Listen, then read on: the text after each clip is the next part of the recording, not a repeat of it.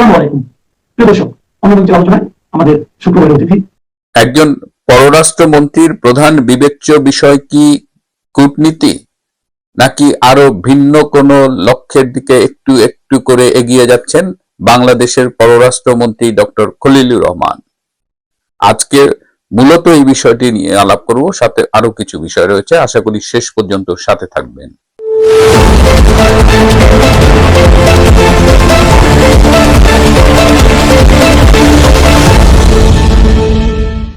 আসসালামু আলাইকুম এবং আদাব। আজকের পর্ব শুরু করবার আগে একটি সুসংবাদ দিতে চাই। আজকে বাংলাদেশের বিদ্যুৎ উৎপাদনের ইতিহাসের একটি অন্যতম উজ্জ্বল দিন। আজকে রূপপুর পারমাণবিক বিদ্যুৎ কেন্দ্রে প্রথম জ্বালানি লোডিং শুরু হবে। এর মধ্য দিয়ে বাংলাদেশ আনুষ্ঠানিকভাবে পারমাণবিক বিদ্যুৎ উৎপাদনের নতুন অধ্যায়ে প্রবেশ করলো এবং সবকিছু ঠিকঠাক থাকলে আশা করা যায় যে আগামী আগস্ট মাস থেকে বাংলাদেশের এই রূপপুরের পারমাণবিক বিদ্যুৎ কেন্দ্র থেকে উৎপাদিত বিদ্যুৎ জাতীয় গ্রিডে যুক্ত হবে। একটা সময় ছিল যখন এই পারমাণবিক বিদ্যুৎ কেন্দ্র স্থাপন নিয়ে আমাদের যেই তেজ গ্যাস কিসব আছে না, আনু মোহাম্মদ গ্রুপ, দেশ বিরোধী গ্রুপ, তারা তো বিরোধিতা করেছিলই। এমনকি বিএনপিও এই প্ল্যান্টের বিরোধিতা করেছিল। আবার মনে পড়ে যে ডক্টর মঈন খান, তিনি এই পারমাণবিক বিদ্যুৎ প্রকল্পটিকে একটি ভয়ঙ্কর প্রকল্প বলেছিলেন। এই ধরনের উদ্ভব চিন্তাধারা থেকে সরে যান। আজকের দুনিয়াতে নিউক্লিয়ার পাওয়ার নিয়ে আমরা প্রতিষ্ঠা করেছি, এটা নিয়ে বাহাদুরি করার কিছু নাই। এটা একটা বিপজ্জনক, এটা একটা ডেঞ্জারাস। এই ডেঞ্জার থেকে বাংলাদেশকে এই দেশ মুক্তি দিক। কিন্তু নিয়তির এমনই খেলা যে আজকে বাংলাদেশ যখন প্রায় অর্ধেক সময় লোডশেডিং এর অন্ধকারে নিমজ্জিত থাকে, তখন অনেকটা উদ্ধার হিসেবে আসছেন শেখ হাসিনার প্রতিষ্ঠিত এই পারমাণবিক বিদ্যুৎ কেন্দ্রটি। এবং আজকের এই ঐতিহাসিক দিনে আমি আমাদের একাধিকবারের নির্বাচিত প্রধানমন্ত্রী বঙ্গবন্ধু কন্যা শেখ হাসিনাকে ধন্যবাদ জানাচ্ছি, তার প্রতি কৃতজ্ঞতা। যে কথা দিয়ে শুরু করেছিলাম, ডক্টর খলিলুর রহমান, যার আরেক নাম রজার খলিল, যিনি 2001 সালে সেই সময়ের তত্ত্বাবধায়ক সরকার বিচারপতি লতিফুর রহমানের নেতৃত্বাধীন সরকারে প্রধান উপদেষ্টা লতিফুর রহমানের কর্মকর্তা ছিলেন এই মিস্টার খলিলুর রহমান। সেখানে একটি ব্যক্তিগত ঝামেলায় জড়িয়ে তিনি বাংলাদেশ ত্যাগ করেন এবং পরবর্তীতে জাতিসংঘের বিভিন্ন সংস্থায় তিনি কাজ করেন। এই কাজ করার মধ্য দিয়ে এক সময় তিনি আমেরিকার ডিপ স্টেটের সাথে ঘনিষ্ঠ হন এবং বাংলাদেশে যে 2024 সালের জুলাই আগস্টের যে জঙ্গি অভ্যুত্থান, যার পোশাকি নাম রেজিম চেঞ্জ, সেই রেজিম চেঞ্জের ডিপ স্টেটের পক্ষ থেকে ডক্টর খলিল ডোনাল্ড লুর সাথে মিলে গুরুত্বপূর্ণ ভূমিকা পালন করেন।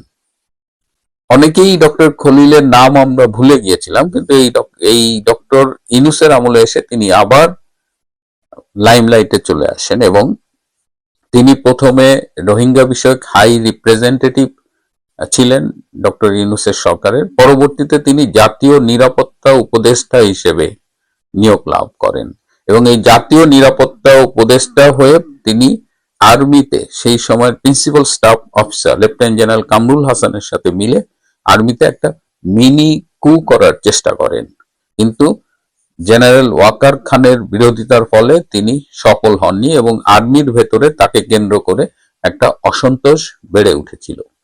কিন্তু রোহিঙ্গাদের যে হাই রিপ্রেজেন্টেটিভ ছিল, এটার জন্য তিনি বেশ কিছু হিডেন এজেন্ডা নিয়ে মাঠে নেমেছিলেন। যেমন রোহিঙ্গাদের বাংলাদেশি পাসপোর্ট দেওয়ার একটা ব্যাপার ছিল, তারপরে রোহিঙ্গা এই মিয়ানমার, বাংলাদেশের পার্বত্য চট্টগ্রাম, ভারতের north east few states, Mizoram, Nagaland, এইসবের মধ্য দিয়ে যে এদের মধ্যে একটা বিচ্ছিন্নতাবাদী আন্দোলনের একটা ধারা প্রবাহমান, এই বিচ্ছিন্নতাবাদী গোষ্ঠীগুলোর সাথেও শোনা যায় যে ডক্টর খলিলের একটা যোগাযোগ রয়েছে।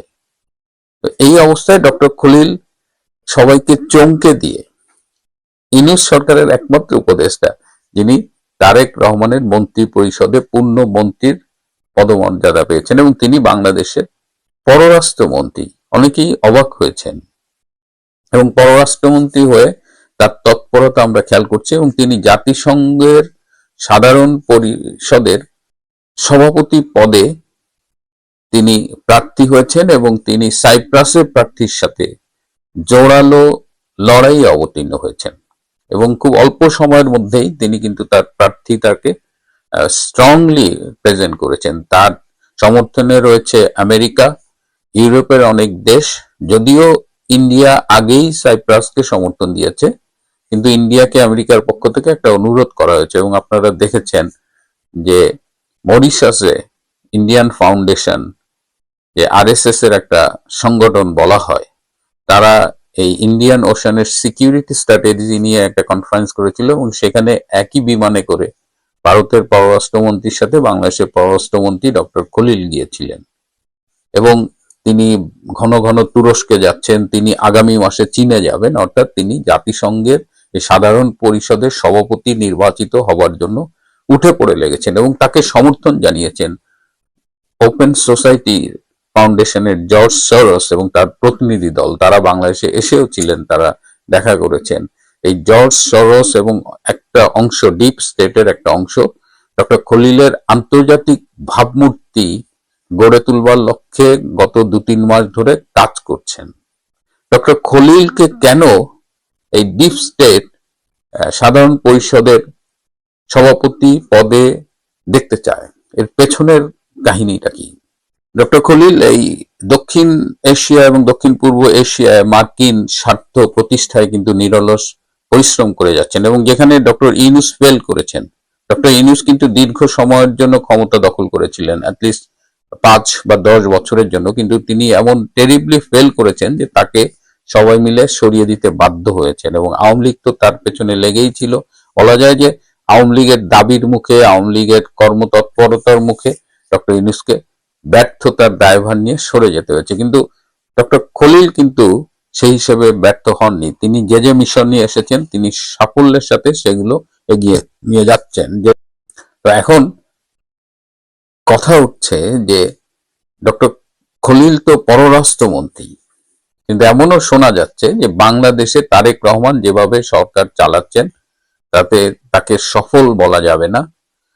তিনি জাস্ট ক্ষমতা নিয়েছেন, সেটিও বলে আমরা খুব একটা মানে কমপ্লাসেন্ট হতে পারছি না, এই কারণে যে মর্নিং শোজ দ্য ডে, তিনি দক্ষতা, সক্ষমতা এগুলো দেখাতে পারছেন না। তার যে মেধার পরিচয় ইতিমধ্যে আমরা পেয়েছি, সেটিও খুব হতাশাজনক। তো বাংলাদেশে তারেক রহমান কতদিন সরকারের নেতৃত্ব দিতে পারবেন, কতদিন এই সরকার ক্ষমতায় থাকবে? সারা দেশে বিদ্যুৎ পরিস্থিতি, সারের পরিস্থিতি, অভাব, সব মিলিয়ে অনেকেই বলছেন যে একটা দুর্ভিক্ষের পায়ের আওয়াজ পাওয়া যাচ্ছে। তো এরকম চলতে থাকলে তারেক রহমান 5 বছর কমপ্লিট করতে পারবেন কিনা, এমনকি 2 বছর কমপ্লিট করতে পারবেন কিনা, সেই বিষয়ে কিন্তু এদিকে ওদিকে আলোচনা শুরু হয়ে গেছে। এমনও হতে পারে যে তারেক রহমানকে সরিয়ে দিয়ে হয়তো আগামীতে আরেকটি তত্ত্বাবধায়ক সরকার বা অস্বাভাবিক সরকার ক্ষমতা আসতে পারে, যে সরকারের প্রধান হতে পারে এই ডক্টর খলিল। এটি নিয়ে কিন্তু একটা সম্ভাবনা আছে এবং যা উড়িয়ে দেওয়া যায় না। এদিকে আপনারা নিশ্চয়ই খেয়াল করেছেন যে ডক্টর ইউনূস যে ক্ষমতা থেকে চলে যাওয়ার আগে নিজেই নিজের 12 মাসের সিকিউরিটি এনশিওর করেছিলেন যে তাকে এসএসএফ সিকিউরিটি দিবে, কিন্তু সম্প্রতি আমরা দেখলাম যে তারেক রহমানের সরকার এই 12 মাস কেটে 6 মাস করেছে। এই 6 মাস এর এই যে ওয়ার্ডারটা হয়েছে, এই ওয়ার্ডারটাকে চেঞ্জ করে আবার 12 মাসে রাখার জন্য ইউনূস সেন্টারের পক্ষ থেকে ডক্টর খলিলের সাথে যোগাযোগ করা হয়েছিল, কিন্তু ডক্টর খলিল বলেছেন এ ব্যাপারে তার কিছু করার নেই। এদিকে ডক্টর ইউনূসের যে 12 মাস থেকে 6 মাস সিকিউরিটি কাটা হয়েছে, এটা নিয়েও কিন্তু অনেক কিছু শোনা যাচ্ছে। কেউ বলছে যে 6 মাস পরেই ডক্টর ইউনূস রাষ্ট্রপতি হবেন, এই কারণে তার পরের 6 মাস এসএসএফ সিকিউরিটি নাই, তখন রাষ্ট্রপতি হিসেবে তিনি তো তার ডিফারেন্ট সিকিউরিটি পাবেন। এটা নিয়ে যখন কথা, তখন 2-3 দিন আগে ডক্টর ইউনূসের সাথে বাংলাদেশের জাতিসংঘের আবাসিক প্রতিনিধি এবং বাংলাদেশের মার্কিন রাষ্ট্রদূত এই দুজন দেখা করেন, এবং এই সাক্ষাৎ নিয়েও অনেক কথাবার্তা হচ্ছে। বলছে যে এরা কেন দেখা করলেন? এরা কি তাহলে ডক্টর ইউনূসকে জাতিসংঘের মহাসচিব পদে প্রার্থী করার জন্য আলাপ করতে গিয়েছিলেন?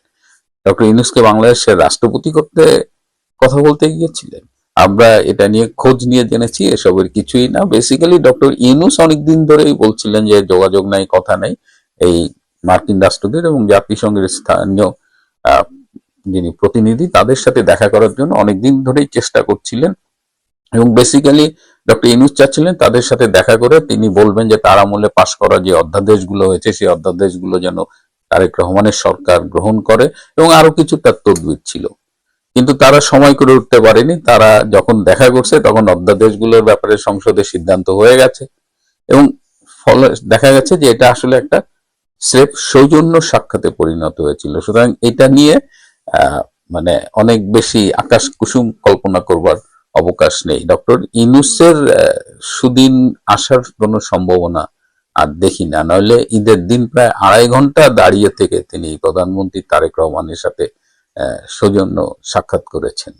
মানে তার মতো একজন ভিআইপি, ভিভিআইপি বলা যায়, যে সে কেন 2.5 ঘন্টা লাইনে দাঁড়িয়ে থাকে? তো 2.5 ঘন্টা লাইনে দাঁড় করিয়ে রাখার মধ্য দিয়ে তার প্রতি একটা মেসেজ তারেক রহমানের সরকারের কাছ থেকে স্পষ্টভাবে পৌঁছে দেওয়া হয়েছে যে ওইসব মানে দিবা স্বপ্ন দেখে লাভ নেই যে প্রেসিডেন্ট হবে বা আরো ব্লা ব্লা ব্লা। প্রিয় বন্ধুরা, আজ এ পর্যন্তই। ভালো থাকবেন, সুস্থ থাকবেন, তার চেয়েও জরুরি হলো নিরাপদে থাকবেন। সবাইকে অনেক ধন্যবাদ। আজ আসলে মনটা খুব ভালো নেই। সকালে ঘুম থেকে উঠে ফেসবুকে হঠাৎ করেই একটা স্ট্যাটাস দেখলাম, আব্দুল্লাহ আল মামুন তপন আর নেই, ওর একটা ছবি দেওয়া। তপনের একটা ক্লাস ফ্রেন্ড স্ট্যাটাসটা দিয়েছে। তো তখন থেকেই আসলে সারাদিনই খুব মন খারাপ, কারণ এই ছেলেটাকে আমি চিনি তাও 8-9 বছর হয়ে গেছে। বেসিক্যালি ওরই একজন বন্ধু আমার খুব ক্লোজ ছিল, আজাদ। তো আজাদের মাধ্যমে ওর সাথে পরিচয়, পরবর্তীতে ওর সাথে বেশ কিছু কাজ করেছি স্বাধীনতার পক্ষে, মুক্তিযুদ্ধের পক্ষের। খুব স্ট্রং একটা ছেলে, ঢাকা বিশ্ববিদ্যালয়ের ছাত্রলীগ করতো। ওর আরেকটা বন্ধু ছিল জুয়েল। জুয়েলও হঠাৎ করে হার্ট অ্যাটাক হয়ে মারা গেল। মামুনের ফুসফুসে ক্যান্সার ধরা পড়েছিল কয়েক বছর আগে। তো ওর অপারেশন করেছিল ঢাকা মেডিকেল কলেজের থোরাসিক সার্জন আমার বন্ধু কামরুল। তো আমাকে বললো, মিল্টন ভাই প্রফেসর কামরুলকে একটু বলে দেন। তো আমি কামরুলকে ফোন করে বললাম আমার ছোট ভাইকে অপারেশন করে দিস, এন্ড এভরিথিং ওয়েন্ট ওয়েল। তারপরে তো অপারেশনের পরে ক্যান্সারের ট্রিটমেন্ট চললো, কিছুদিন ভালো থাকলো। রিসেন্টলি আবার তার লিভারে মেটাস্টেসিস ধরা পড়লো, মানে মূল ফুসফুসের জায়গা থেকে লিভারে ছড়িয়ে গেছে। ওর একটা হোয়াটসঅ্যাপ গ্রুপ ছিল, সেখানে সে ওর হেলথ আপডেট গুলো আমাদের দিত, ওর বন্ধুদের দিত। তো আমিও সেই হোয়াটসঅ্যাপ গ্রুপে ছিলাম। তো মাঝে মধ্যে ফেসবুকে চ্যাট করতাম। তো বলতো, মিল্টন ভাই আমার চোখে দেখতে অসুবিধা হয়, আপনি ফোন করেন। ফোন করতাম, কথা হতো। তো শেষ দিকে সে খুব অসুস্থ হয়ে ঘন ঘন হাসপাতালে যাওয়া শুরু করলো এবং গত মাসেই বোধহয় তার ইন্টারনাল ব্লিডিং শুরু হলো। তো একজন ডাক্তার হিসেবে যে সামান্য অভিজ্ঞতা আছে এবং আমি আমার খুব ঘনিষ্ঠ একজন আত্মীয় 11 মাস ক্যান্সারের সাথে লড়াই করে মারা গিয়েছিল, আমার হাতেই তিনি মারা গিয়েছিলেন। তো এই জন্য আমি স্টেজ গুলা জানি। তো যখন বলল যে ওর ইন্টারনাল ব্লিডিং হচ্ছে, তখন আমার বুকের মধ্যে ছ্যাদ করে উঠলো। He is counting his days. একবার মনে হলো যে ফোন করে বলি যে মামুন, কিন্তু সাহসে কুলায়নি। মামুন মানে আইটি রিলেটেড কাজ খুব ভালো করতো এবং আমার অনেক আইটি রিলেটেড অ্যাডভাইস মামুনের কাছে পাওয়া। এবং যখন যা বলছি, এই অসুস্থ শরীরেও যদি বলতাম মামুন এটা কিভাবে করব, মিল্টন ভাই আমি করে দিচ্ছি। এবং মামুনের একটা বই আমি চুরি করেছিলাম, এখন আমার খারাপ লাগতেছে। এই যে এই বইটা, আলোকচিত্রে বঙ্গবন্ধু, বঙ্গবন্ধুর উপরে খুব দুর্লভ অসংখ্য ফটো আছে, এবং এই বইটা করার ব্যাপারে যে রিসার্চ ওয়ার্কটা এবং কালেকশন, এটা মামুনের করা, দুজন মিলে করেছিল। মামুন আমাকে বইটা দেখতে দিয়েছিল, বেসিক্যালি ওই আজাদকে দিয়েছিল, তো আমাকে দেখতে দিয়েছিল, কিন্তু নেওয়া যাবে না। আমি এই সুযোগ হাতছাড়া করি না, আমি এটা সোজা নিয়ে অস্ট্রেলিয়ায় চলে আসি। কিন্তু আজকে খুব কষ্ট লাগতেছে, বিশেষ করে যারা আমার চাইতে বয়সে ছোট, তারা যদি এইভাবে অল্প বয়সে হঠাৎ মারা যায় তাহলে খুব কষ্ট লাগে। ওর বউ ওকে নিয়ে হসপিটালে যেত। ক্যান্সার রোগী শুধু একা কষ্ট পায় না, পুরো পরিবারকে নিয়েই তারা সাফার করে। কিন্তু মামুন খুব সংবেদনশীল একটা ছেলে ছিল। তার রাজনৈতিক প্রজ্ঞা, নিবেদন এর বাইরেও সে মাঝে মধ্যে দেখলাম ফেসবুকে কবিতা দিত। সে কবি ছিল এটা আমি জানি না, কিন্তু আজকে তার ফেসবুক আমি ঘাঁটতে গিয়ে বেশ কিছু কবিতা পেলাম, এবং সে যে ক্যান্সারে ভুগছে, একা চলে যাবে, দীর্ঘদিন ভুগে একজন ক্যান্সার রোগী যখন মেনে নেয় যে মৃত্যু অনিবার্য, এবং সে তখন নিজেকে তৈরি করে, এটা যে কোনো মানুষের ক্ষেত্রেই হয়। তো সেই ফিলিংসের জায়গা থেকে সে কবিতা লিখত। ঈদের আগে মামুনের এত হসপিটালাইজেশন, এবং লাস্টে তো ওর চাকরিটাও সে কন্টিনিউ করতে পারে নাই। তো ন্যাচারালি ফিনান্সিয়াল একটা স্ট্রেস ছিল। তার বন্ধুরা, আমি দেখেছি যে অধিকাংশ বন্ধু তাকে খুব হেল্প করেছে, এবং আমাকে মাঝে মধ্যে গল্প করতো ফোন করে, কে কি করছে, কার কাছে কি এক্সপেকটেশন ছিল, কোনটা হয় নাই, অনেক গল্প করছে। এবং ঈদের আগে হঠাৎ আমি ফোন করলাম, কিন্তু ফোনটা সে ছাড়ে না, তার অনেক অনেক অনেক গল্প। আমার খুব ইচ্ছে ছিল যে ওকে আমি একটু হেল্প করি, অ্যাটলিস্ট ফিনান্সিয়ালি, কিন্তু গত এই 1.5 বছর ধরে তো বেসিক্যালি চেনা অচেনা তৃণমূলের নেতাকর্মীদের নিয়েই আছি। তারপরেও ঈদের আগে মনে হলো, আমি বললাম যে মামুন, আমি একটা ছোট্ট গিফট পাঠাই, তুমি মাইন্ড করো না। তো বললো, মিল্টন ভাই, আমার খুব উপকার হলো, এটা আপনি পাঠাইলে খুব উপকার হলো। তো আমি সামান্য গিফট পাঠালাম, কিন্তু মনে ওই কুডাকটা ছিল যে যে কোনো দিন শুনবো মামুন আর নেই। কিন্তু তারপরেও হয়তো আরো কয়েক সপ্তাহ, কয়েক মাস হতে পারতো, কিন্তু ব্লিডিং এর যে স্টেজে গেছে তাতে আসলে এভাবেই চলে যাওয়ার কথা। যাবার আগে মামুন নিজের দুঃখ কষ্ট নিয়ে একটা গান লিখেছে, এবং গানটা সে তার আরেক বন্ধু, সিডনির বিশিষ্ট সঙ্গীতজ্ঞ তানিম হায়াত খান রাজীব, তাকে বলেছিল সুর করে গানটা প্রডিউস করতে। এবং শেষ দিকে সে মনে করিয়ে দিয়েছিল গানটা কি হয়েছে, যদি গানটা না করে তাহলে মৃত্যুর পরে যেন গানটা রিলিজ না করে। তো তানিম খুব তাড়াহুড়া করে একদম কুইকেস্ট টাইমে গানটা রিলিজ করেছে, এবং মামুন গানটা শুনে গিয়েছিল। এবং মামুন খুব শক্ত স্বভাবের, মানে মৃত্যুর এত কাছাকাছি দাঁড়িয়েও তার চোখে, তার ছবিগুলোর দিকে তাকালে মনে হয় যে বেঁচে থাকার তীব্র আকুতি, তার কবিতায় সেই কথা। কিন্তু সে যখন কথা বলতো মনে হতো না যে ক্যান্সার আক্রান্ত একদম মৃত্যু পথযাত্রী একটা যুবক। কিন্তু এই গানটা সে মৃত্যুর ঠিক আগে আগে হেডফোন দিয়ে শুনে সে অঝোর ধারায় কেঁদেছিল।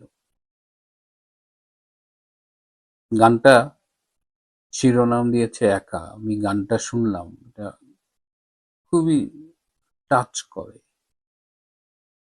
তো আজকে মামুনের কথা আমার মনে হলো যে এই কষ্টটা একা নেওয়া যাচ্ছে না, আমরা সবাই মিলে শেয়ার করি। মামুনের জন্য দোয়া করবেন।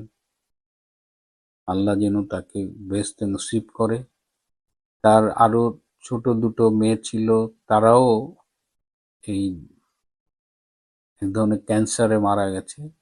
তার স্ত্রী এবং তার একটা মেয়ে রয়ে গেছে, তাদের জন্য দোয়া করবেন। মামুন আমাদের স্মৃতিতে বেঁচে থাকবে। আমার দর্শক বন্ধুদের জন্য মামুনের লেখা গানটা দিয়েই আমি এই স্মরণের, এই ভালোবাসা জানানোর